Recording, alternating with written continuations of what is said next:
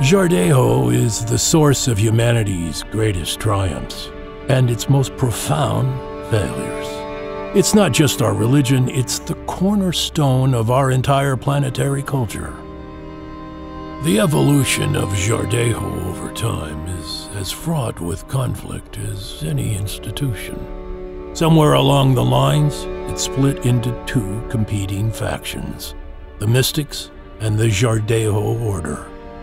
The Mystic Jhardehos are the most powerful, but the most apathetic. They believe that despite all their gifts, they have no real power to influence the future, that everything follows the ultimate design of the Star Makers.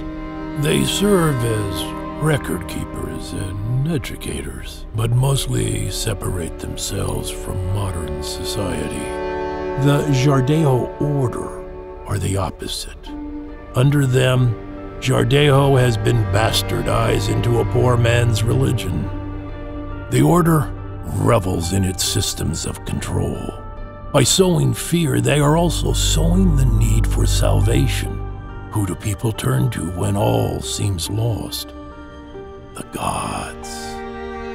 It's a system that gives the Order influence and power, to give the people a roof under which they feel protected, and use fear to drive them like cattle and control them. The Jhardekai, the Rao, war, the Watchmen, poverty, dwindling access to food and water, the banning of books, the suppression of information. The list of things to fear goes on, and Maldoror uses all of it.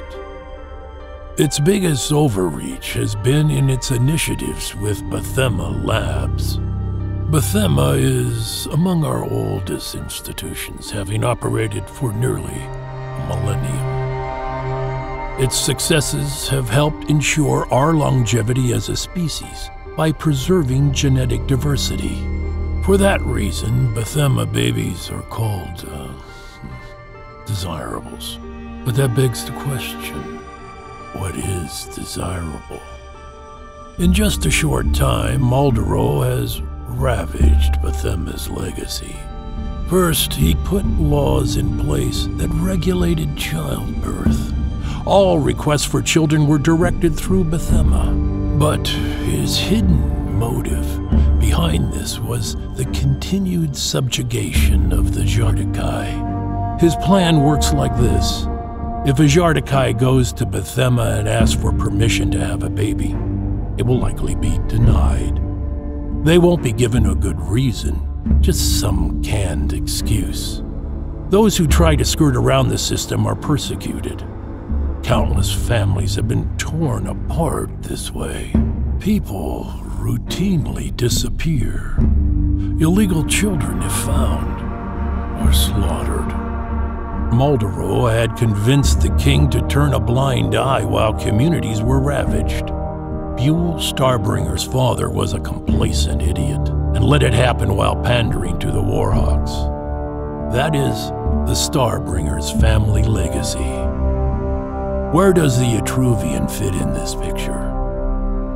In the vaults of Bethema is a hidden cornucopia of Jhardeho research, where scientists work to unlock the secrets of our evolution.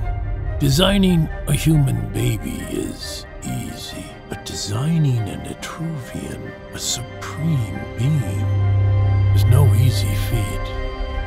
It was something Maldoror was desperate to achieve. He knew that if the Order could gain control of an Etruvian, he would be more influential than the king himself. It took decades for their first success, Chartrulean. But the Etruvian isn't a formula to be cracked. An Etruvian grown in a lab is still an Etruvian, and therefore still part of the Star Maker's design. The grudge Maldoror holds against Chartrulean is palpable. My theory is that Maldoror's greatest fear is for someone to do to him as he has done to the Jhardekai. Since Chartrulean's exile and the Order's fallout with the Starbringers, that fate is all but guaranteed.